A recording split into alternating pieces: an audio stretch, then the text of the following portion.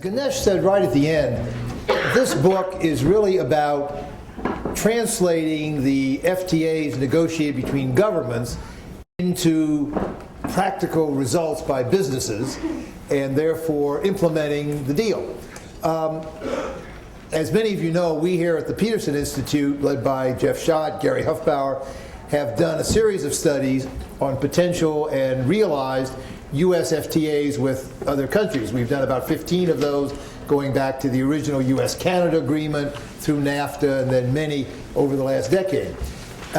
Recently, we have gone back and done a somewhat similar exercise to this book because we've wanted to see which of the U.S. FTAs actually translated into significant increases in economic activity and business operation. And it turns out, very consistent with what you're saying, that the countries which achieved, the partner countries to the U.S., which achieved the greatest success in the U.S. FTAs, were those who made an aggressive effort at promotion of the new opportunities by their governments and business associations. We found, I think this is correct, we found that Chile and Jordan were the two U.S. partner countries that had succeeded by far better than the others in utilizing the FTAs negotiated. Some others, like Morocco, which we happen to look at, had not made very great progress utilizing the opportunities. And the difference was a conscious strategy by the governments involved to translate what was now on the books into practical terms and promotional opportunity. So it's very consistent with yours, and I therefore found yours extremely interesting. Let me ask one or two questions to start, and then we'll open it up to the group, because lots of people here, including the people from companies, have direct experience with what you're talking about. One thing you did not tell us, and maybe your surveys did not permit that, was the quantitative impact of the business use of the agreements. My question is, did you get any sense from your surveys and your interviews as to whether the firms that actually used the FTAs got a significant increment in their business? You know, did their sales go up 5%, 10%, 300%? Any sense of quantitative impact, realizing this is a relatively small survey, nevertheless, as you said, random sample, pretty good statistical payoff. Any judgments or results in terms of quantitative impact? I don't think we got very specific numbers. But any sense? Was it small? Was it medium? Was it big? Did it differ across companies in any systematic way? Did you get any sense from the project as to whether these deals were big deals or not? From the point of view of some of the countries that I was involved in the surveys directly, in Thailand and the Philippines, certainly in the electronics sector and also in the auto sector, they said there were big gains. And I think there was one company I remember that talked about a 35% gain after one of the FTAs had been signed. So there are impacts, and it's anecdotal. But that's a very interesting question to try to put into future surveys that we will be conducting to get this thing systematically across the sample, that we get a number of that type. Right. I also wanted to ask about your finding that only 28%, but Hiro said that was a big number, of the companies actually use the FTAs, and 53% more thought they would in the future. And you made the ironic point that that sounds small, but to trade economists who studied this, it's actually quite big. It's bigger than expected. Why don't you explain that for the audience? Because even the trade aficionados may not be fully aware why that is. Well, previously trade economists, including Richard Baldwin and others, have made observations, maybe not in a very systematic way, but made observations that the usage rate of FTAs was very limited, in particular in the Asian context. One digit, 5%, 6%. So So the number we found, And this was because mainly of the rules of origin? well, mainly because of their interpretation was that the cost of using FTAs was high. Those people who would advocate the multilateral, global trading system would tend to take the view that FTAs are not very useful. So perhaps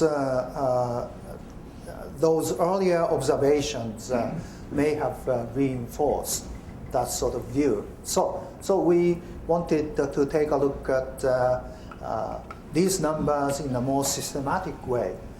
And actually, several countries in Asia do publish actual day trade data and how much of trade is conducted under the preferential trade arrangements. And these numbers are quite consistent with what we found. For example, Thailand publishes fairly good data, and the average use rate is very close to our number. Ganesh, want to add anything? No, that's absolutely correct. And we also have data for Indonesia, where the use rates are something like 35%. So they've gone up in the post-crisis world. And that's a very interesting phenomenon, because that's our next survey country we're going to look at, and we can tell you more in a few months. That leads actually into, I just wanted to ask one policy question, then I'll open it up. As the member countries of the ADB have seen your results, has it led to any changes in thinking in the governments about how to structure the FTAs that are now being negotiated, or even to revise some of those that are in place?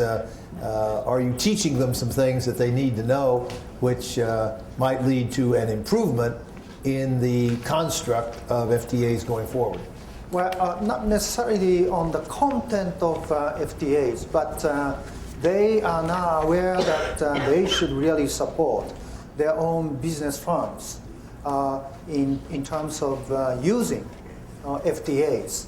So the Indonesian government, with which we had a recent consultation on this issue, clearly expressed the need to support the business sector. And many other countries in Asia are very much interested in participating in this sort of enterprise surveys.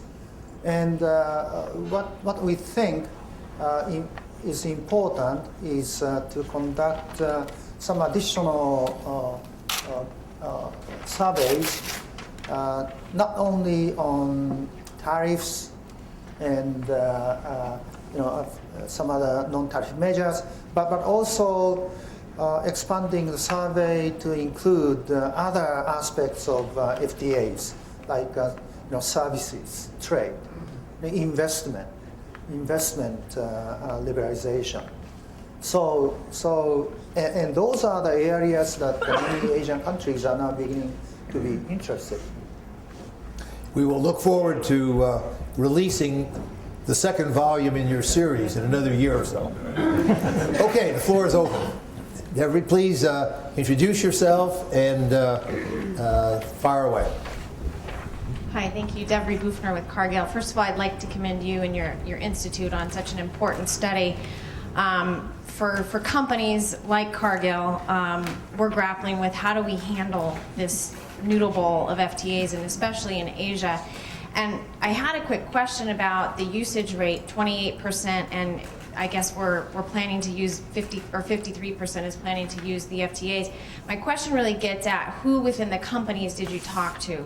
Was it supply chain managers? Was it the customs folks? Because quite frankly, within our global organizations, we're not always, some business folks may not always be sure that they're using it because they're not the touch point for the FTA. The next question I have is, did your study consider sort of the quality of the FTAs and the inclusion of all products, all sectors, et cetera, in terms of usage? And then just a quick comment, which is your finding on rules of origin, I thought was spot on. And in terms of where we're looking at the impacts of FTAs, it's really around sort of the regulatory barriers, or what's being called, I think in TPP, regulatory coherence. So just wondering if you looked at some of these other impacts in terms of standards beyond rules of origin. Okay, on the first question, perhaps I want Ganesh to respond. But on the second and third questions, the second question, we have been conducting a lot of studies on Asian FTAs, looking at contents, coverage, and to what extent the so-called WTO plus provisions are included, and so we have been conducting a lot of studies on that. Regulatory issues, we did not specifically ask the questions, but respondents pointed out, various types of costs, administrative costs and other costs. So implicitly, regulatory barriers, the so-called behind the border barriers, are implicitly there. But I don't think we consciously asked the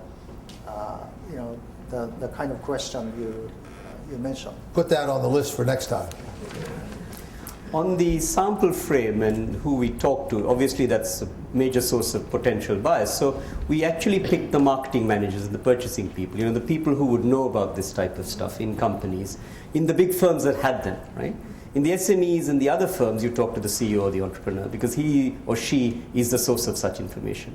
So we were very careful to try to avoid such bias because it's a potential misspecification issue in such studies. So we were careful, face-to-face interviews, talking to the right people, trying to do this with experienced researchers. This was new ground, right? No one had done this.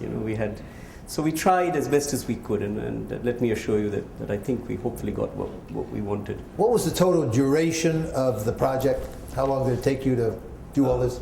Well, we did the initial surveys in about 2 or 3 months, and then I think 18 months was the different surveys, because we did the first one because we weren't quite sure how to ask the questions initially, and then we revised and so on. So about 18 months. Good. And then we stopped with the crisis coming because we felt the results would get distorted. So that's why we're starting up now again. Okay. So you restart. Okay. Other questions? Chris.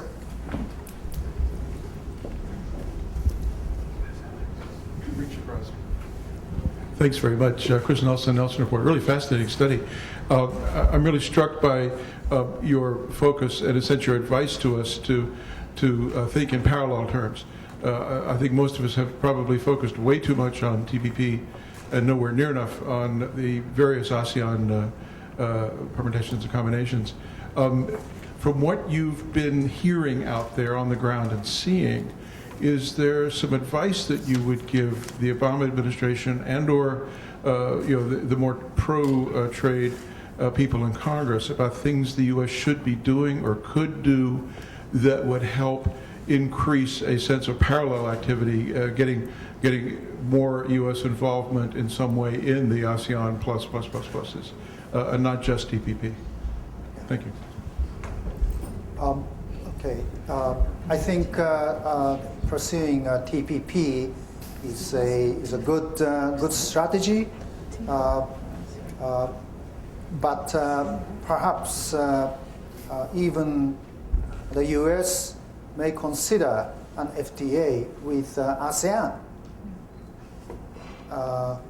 not just Singapore and Thailand, but other ASEAN countries and eventually with ASEAN, because that would give the message to the rest of the world that the United States really cares about ASEAN, and ASEAN integration is a very important process for Asian economic growth, given that China is emerging very strongly and India is also emerging very strongly. There is the third pole among the emerging Asian economies. So I think I know that the U.S. Does support ASEAN and ASEAN integration from a political perspective, perhaps from an economic and a business perspective. Supporting ASEAN through an FTA would be a big boost. I'm looking at Ambassador Tong. Would you like to make any comments on the state of current U.S. policy on the set of issues that have just been raised? Let me just say that I think we've got a very good plan for 2011. And I've used this phraseology before, referring to a triple crown, early passage of chorus, as you referred to, a lot of progress on TPP, which will be a very high quality agreement, and lots of progress through APEC. And frankly speaking, I'm cognizant that there's journalists in the room, the issue related to an ASEAN-U.S. free trade agreement is one of quality. Could we really get a quality agreement which would then be supported by the U.S. Congress? Okay, Ernie. Ernie Krieg of Manufacturers Alliance. I think this study has very useful information on this proliferation of FTAs in Asia. And my interest goes back away, and I just cite that September 2009, 18 months ago, I did put out a study entitled Free Trade Agreements in Asia, U.S. Exports at Risk and Much More. This study focused on South Korea and India as the two emerging FTA hubs for very comprehensive FTAs, trade, investment, and much more. And I have a question about India. It only started these comprehensive FTAs with Singapore in 2005, South Korea in 2008. They're almost completed with EU, Japan, Malaysia, and they have a number of others underway, including with Canada, Australia, and ASEAN. My question, though, is that the India one, which in addition to trade and investment has intellectual property, science and engineering, travel by business people, and customs cooperation, it became a big success because imports from Singapore quadrupled in 3 years, focused on these infrastructure projects that India needed, where the Singaporean companies put it all together and imported everything and got a lot of press. But my question is, I always assumed that these imports didn't come from Singapore, even though the management did. They came from elsewhere through Singapore. And how do these Indian FTAs, particularly the Singapore one, play out in terms of rules of origin? Because very little of it in Singapore, $8 billion that came in per year would be from Singapore. So do you have a feel for whether these out front, in a way, comprehensive Indian FTAs are more open and more flexible and more beneficial to the partners than some of the other data you've collected for some of these other countries? Thank you. Okay, in our study, we were not able to include India in terms of enterprise survey, but in the next stage, Indians are very much interested, and we want to do enterprise survey.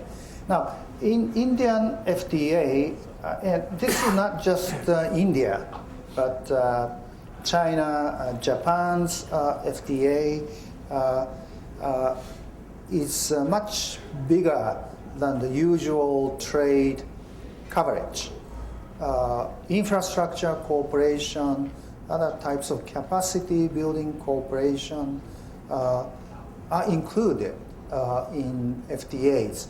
So infrastructure support is a big issue in Asia.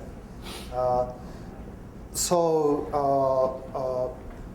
the India ASEAN FTA and Japan India FTA, which is very close to conclusion, does have a lot of component on infrastructure. On your specific question between India and Singapore, I don't think I can really respond. But the FTA is not in Asia. FTA is not simply on trade. Of course, trade facilitation and so forth, trade-related provisions are included. Duty-free imports is a economic- big thing in India, let me tell you. I'm sorry? Duty-free imports in India is a big incentive for it. Mm-hmm. That's right. That's right. And infrastructure cooperation and creating physical connectivity between countries, allowing the country, your partner country, to be able to trade with your partner country by strengthening infrastructure. That's a very important part of free trade agreements. So free trade agreements in Asia are often beyond typical trade liberalization measures. Okay, next question in the back. Thank you. Hi, my name is Matthias. Hello. Hi, my name is Matthias here. I'm from the East-West Center. I have two questions to ask. The first is, given that trade with ASEAN, U.S. trade with ASEAN comprises less than 5% of total trade volumes between U.S. and the rest of the world, how important is trade integration with ASEAN when we consider all the rest of the U.S. trade relations? And the second question I have is, what insights can we take? Sorry, Yeah. I couldn't get the first question very. Sorry, I'll say it a bit slower. Given that U.S. trade with ASEAN comprises less than 5% of its trade with the entire world, how important is U.S. trade integration with ASEAN given the rest of our trade relations? And the second question is, what insights can we take away from this study for the upcoming APEC summit? Yeah. Clearly, from the U.S. perspective, I was asked by somebody to give some advice to the Obama administration, showing the U.S. intention to support ASEAN is very useful, and I'm sure U.S. ASEAN FTA would increase trade volume, and that would help President Obama in expanding U.S. export. So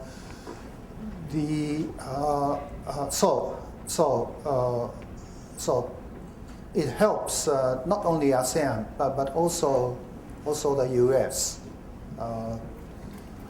I forgot your second question. What? Implications for APEC. Oh, yeah. APEC this year. Yeah. I think for APEC, the trade agenda would continue to be important. Expanding trade in the APEC region would continue to be an important agenda for APEC. Regional FTAs, if those FTAs are designed in a way to allow firms to utilize FTAs, then they would be very useful. So creating a more business-friendly FTAs would be a very, very useful process. And business support, in particular for SMEs in Asia, would be a very important contribution to expanding trade. And as you know, SMEs are very important players in many economies in terms of employment and production. So supporting SMEs through trade would have significant impact on employment and trade.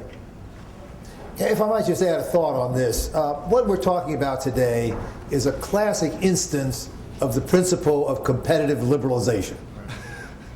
The Asians are negotiating scores of trade agreements among each other. And so in the first instance, they're competing with each other. China and ASEAN did an agreement. That hurt Japan, so it did a Japan-ASEAN agreement. And that hurt Korea, so it did a Korea-ASEAN agreement. So some of the original FTAs within Asia inspired other FTAs within Asia. And the result is this noodle bowl, and out of that comes one conclusion of this study: they should try to wrap them all together to make them more efficient, more usable. But that's competitive liberalization with a vengeance. Then toward the outside world. Well, the Asians are discriminating in favor of each other in their markets. That discriminates against the outsiders, be it the Europeans, the United States, or others. So that gives those outsiders then an incentive to do trade deals with the same countries. Well, unfortunately for the United States, the European Union seems to be getting there first. And its deal with Korea, which was originally a counter to US Korea, may get there first unless the Congress hurries up. But EU is doing a deal with India and lots of other agreements in the region, which the US has not even begun yet. So now Europe gets into the picture and reduces the discrimination against itself, but that adds to the discrimination against the United States. So it's competitive liberalization pressure from abroad on the United States. The administration is insisting, rightly, that the chorus ought to be in place by the middle of this year when Korea-EU goes into effect, so the US won't lose in a competitive sense. But that still leaves a lot of countries in Asia that are discriminating against the United States through their deals with each other and with the European Union, which then in turn leads to the argument, well, the United States better get speeded up and start again doing deals with those countries, or if you could come in parachuting from above, do a multilateral global deal in the WTO, the Doha round, and reduce these barriers all around, except that's not going to go as far as fast, even if Doha were to proceed, because nobody's talking about going all the way to eliminating barriers in the multilateral context. But this is the classic case of competitive liberalization, where individual deals push other deals, and at the end of the day, one hopes that it winds up in global free trade, but we know it's a kind of torturous path to get there, but that seems to be the pragmatic way that governments are choosing in order to move down that road. May I just add just one word? This US-Korea FTA and EU-Korea FTA are putting a tremendous pressure on Japan, and Japan's recent effort to participate in TPP, which is very good, should address the agricultural sector's reform, which is good for Japan, and as soon as Japan expressed its interest in participating in TPP, the European Union has become a bit more active in negotiating an FTA with Japan. The European Union was saying that Japan's problem was domestic non-tariff barriers, domestic regulations, standards, procurement, domestic issues were impeding trade for the EU. So the EU used to be saying that unless Japan should address these domestic issues, the EU would not negotiate an FTA with Japan. But now EU has become more proactive in starting negotiations with Japan. And of course, Japan has to address domestic regulatory issues and standards and so forth. But so this is competitive liberalization really beginning to take place. Hiro, you're very close to this. What's your prediction? Will Japan get its act together and join TPP this year in time for the APEC summit in Honolulu in November? Well, my hope is that Japan should. If Japan cannot, then Japan is going to see another decade of low economic growth. Japan clearly needs a very strong growth strategy, and TPP is a very important component of that growth strategy. Good. Scott? Yes, I'm Scott Miller with Procter & Gamble. First, thank you for this important study. I will tell you, as somebody who's worked with the purchases managers and the logistics guys, I've always suspected that the spaghetti bowl or the noodle bowl was a bigger problem for academics than it was for business people. You seem to have validated that, so it's great to see some facts on that. Very important study. I have a question about the life cycle of free trade agreements, maybe just an observation for future inquiry. One of the things that happened with the NAFTA, which was very successful for the United States, is the usage of the NAFTA preference rose very quickly as the treaty was implemented, and then started to fall. And I believe, if the numbers are correct, the utilization of the NAFTA preference, the share of trade subject to the NAFTA preference among the three nations, peaked at about 2/3, about 66%, in the late 1990s, so around 1999-2000. It's actually been falling gradually since then, but it's lower now than the peak. Now, a couple explanations. One is there were other liberalization going on. A lot of trade was liberalized in the Uruguay round, and so the margin of preference narrowed on a number of industrial goods. But also, those of us who look at this contemplate that FTAs are negotiated in a business environment at the moment that they're negotiated. The business environment changes, supply networks change, businesses modernize, and FTAs become sort of, they preserve the business model in amber that existed at the time of the negotiation, and they don't change as rapidly as business itself changes. So there's a debate now about what's a 21st century trade agreement look like. Here's my question for future research. Given that you're doing these very impressive face-to-face interviews, okay, with the people who are actually involved, could you ask people what they'd like the trade agreement to do that it doesn't do? It's a question of imagination more than anything else.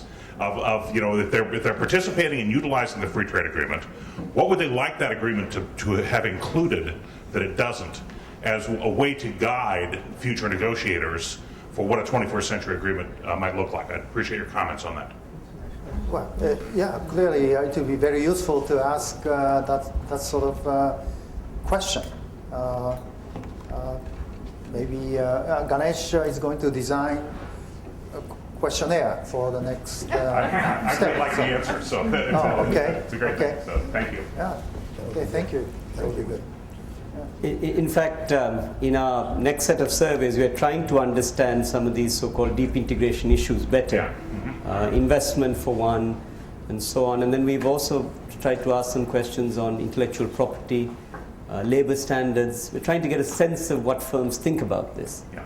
Now, the one challenge, of course, with these types of questions is that really you need to do them as case studies, detailed case studies in conversation like this. Right. So when we get the first generation of results from our surveys of Indonesia and the other countries, we'll then go and do some case studies on these, because they're very difficult to tease out otherwise. Sure. Well, actually, one, just to elaborate Scott's idea, you could actually get Scott's left, unfortunately, Kurt's left, unfortunately, but maybe somebody else could comment on this. I think you can get publicly available the kind of table of contents of the TPP negotiations, yes. the chapter headings, and you could then inquire within that agenda the interests that the companies in the region have. That would give you at least one way to go about organizing an inquiry of that type. It's a very good idea. Claude. I'd just like to follow up on the comment that Scott made, but I don't think that's actually what the authors said. He said that he thought that the noodle bowls was much more important to academics than it was to businesses. But let me go back to what you said and to say that what you highlighted. It seems to me that what I would take away from, and I haven't read the book, so it's tough, but from your sheets, is that the rules of origin are not really that big a problem. I mean, you made a big deal of going from Richard Baldwin's 5 to 10% to 26%. That still means 70% of the people don't find it important. The other thing is that you asked about if they thought multiple FTAs would be important or would be impediments in the future. 80% said no, 20% said yes. So you highlighted the things that the slight surprise of an uptick maybe of people who found this a problem, but overwhelmingly it seemed to me the evidence says it is not a problem. There's a caveat here. I realize that Baldwin said in the future you might have some FTAs kicking, that is some of the stuff is forward loaded. But it seems to me, looking back now, and you just look at everything from trade flows, putting aside the financial crisis to anything else, it really hasn't been a problem. And it seems to me that your book points us in the wrong direction in that, or that what you were highlighting from your book points us in the wrong direction. Yeah, your interpretation is right. Yeah, your interpretation is right. But we wanted to go beyond what we found for today's actual use of FTAs and today's perception of rules of origin. We expect more firms to use FTAs as they become more aware of FTAs. And SMEs, when they become more involved with trade, then they would face more problems in the future. So that part was our interpretation to the results we found. So at this point, business firms may not find rules of origin or multiple rules of origin as significant problems, but we anticipate these to become a bit more problems than now. So that's really the direction of the book. Ganesh? Just to add, I mean, this insight is very interesting given this so-called new theory of trade. Melitz and Helpman and others are working on this. And, it goes back to this idea of there being fixed costs to getting into exports. Right? There are these large fixed costs. And you have to overcome those costs in order to export. And what our book actually shows is really that that's the case. And it confirms some of that interesting theoretical work. And that's the interesting part. Exporting is costly. You have to invest in this in order to kind of overcome those barriers. There is a learning curve involved from the time at which you start doing this to the time at which you can have results and so on. And that's what wasn't emphasized by the original theoretical literature on this subject. It was assumed in a very simple neoclassical world that resources moved around and there were costless transactions. With rules of origin, you had explosion of supply chains. One of the things involved is very good about you're talking about electronics and chemicals and maybe now automobiles. One of the reasons they don't pay any attention to it is the tariffs are so low, and the other thing that you talked about was the administrative costs that just go around. So why wouldn't that be still whether it's new trade theory or old trade theory, why wouldn't that still obtain? Sorry, I didn't understand your question. Can you explain that again? Well, I mean, you had all of the, whether it's new trade theory or old trade theory, what obtained, Would you use we a know is a microphone? fact. Can you use a supply mic so- chains Yeah, exploded. use the mic, Claude. Use the mic. Thank you. We know as a fact supply chains exploded, as did the rules of origin over the last decade and a half. And so it just doesn't seem to me whether without throwing in new or old trade theory, we don't have it's not a large problem. And I mean, I'm a little skeptical of using conjecture about whether they will use it or not, because we don't know what they mean by they will use it. The other thing that I keep coming back to is that only 20% thought that multiple FTAs would be a problem in the future. 80% didn't. I understand SMEs, but I think we're never going to have SMEs, excuse me, very much in trade anyway. But Yeah, as I said, some countries do publish actual data of FTA preference use. In the case of Thailand, it's amazing for auto-related trade. The FTA usage rate is very high, 80%, more than 80%, close to 90%. So there are sectors where FTA utilization is significantly high. So perhaps maybe it's a sectoral issue, but we cannot simply say that FTAs are not that much used, and